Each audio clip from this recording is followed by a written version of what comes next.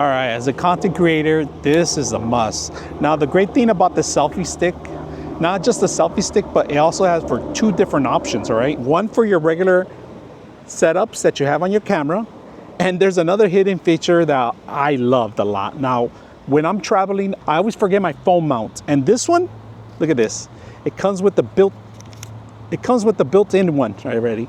You guys can see it, and it opens up, and it wides. And right now I'm gonna show you, I have an actual Droid Ultra phone, and this is a large phone. And look at this. It has no issues holding the phone completely.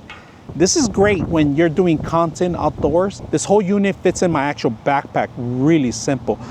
Great feature to have, two different options on the same selfie stick. It transforms back, so you transfer this back and you're ready to go.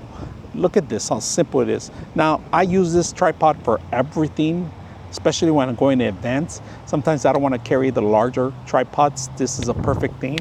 It has the kickstands, perfect for outdoors, indoors. And right now it's pretty windy, which I have no problem because it has large stabilizers on the legs, if you guys can see that. And the best part, I didn't even talk about the best part. It does have a Bluetooth controller, so you can take pictures or record.